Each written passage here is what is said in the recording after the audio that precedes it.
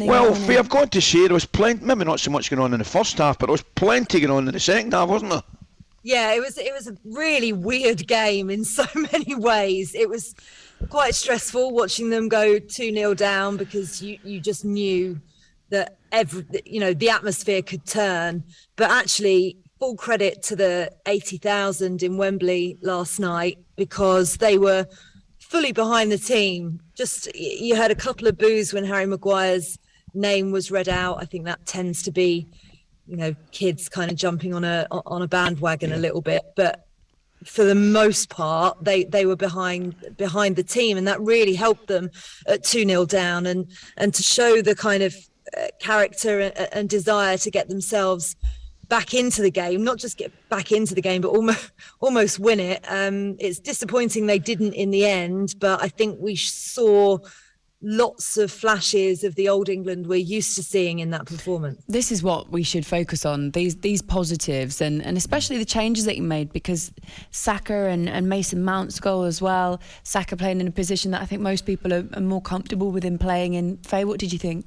Oh, he made a massive difference, Bukayo Saka. He looked so uncomfortable in the Italy match on the left-hand side as a wing-back, but put him on the right, and the link-ups that he made with Reece James in particular, balls into the box. We just looked much more dangerous when he came on.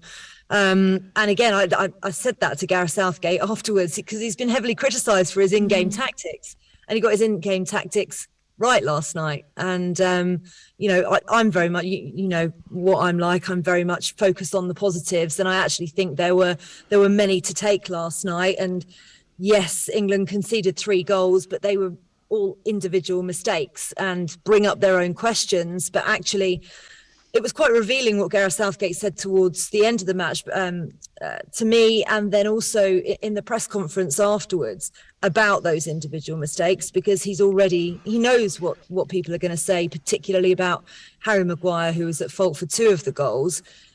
When he's always talked about picking players on form in the past, he said this time we have to back the best and most experienced players unless it's untenable and impossible to pick them.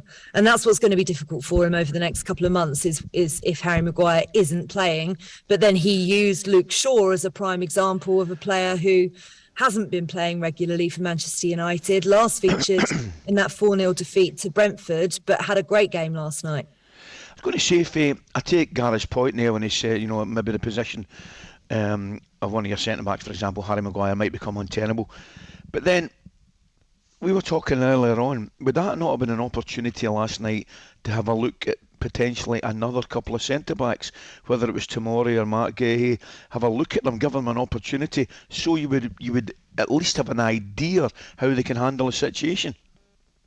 I think had the Nations League gone differently than he would have done. I think June was when he experimented, and June didn't work out. So he had 2 games where he had to really play his strongest side. Yeah. There was a little bit of experimentation in the Italy game, seeing Bukayo Saka on the left, which he has done before, by the way. I don't know why there was so much uproar about it, because I think he's played for England as a left wing back about 4 or 5 times now.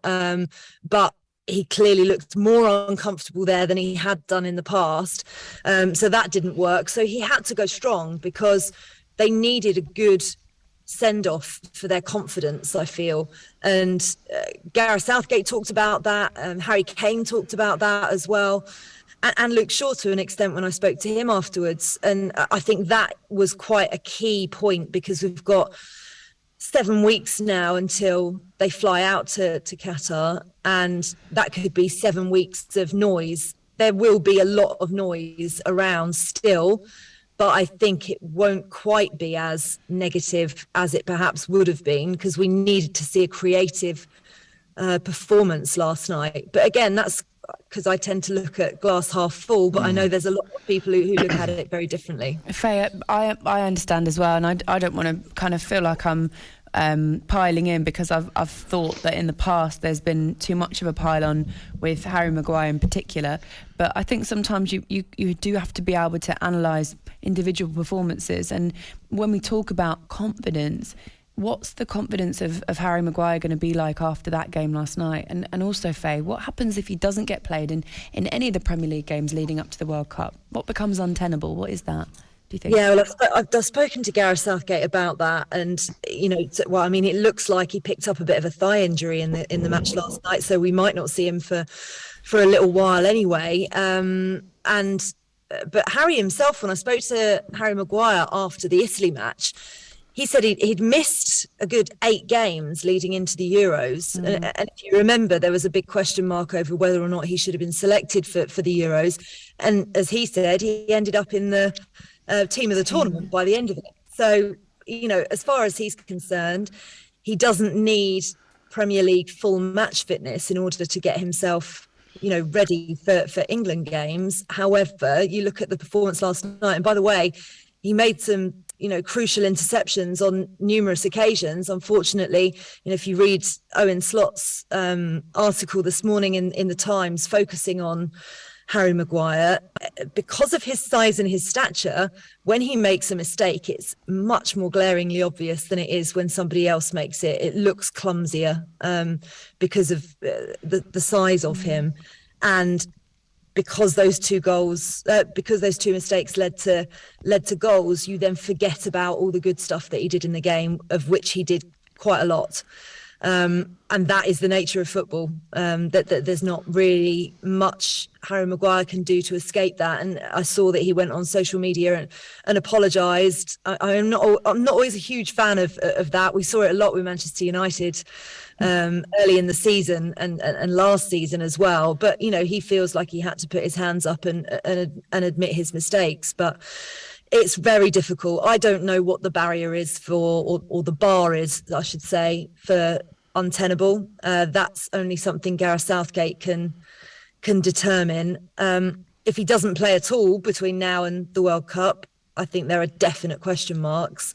I was very surprised that we didn't see Fikayo Tomori as part of the team last night, and that we didn't see him in the Italy match either. But equally, again, focusing on positives, I thought Eric Dyer's return to the squad was brilliant, and he has been in fantastic form. So, it's a conundrum for sure, but Gareth Southgate has 7 weeks to determine it. He talked to me the other day about the fact you can't really answer hypothetical questions, and he's right. And at the moment, it's a hypothetical question. Yeah. All right, Faye. Thank you very much for coming on this morning. Great to speak to you. Thanks, Faye. Have a good day.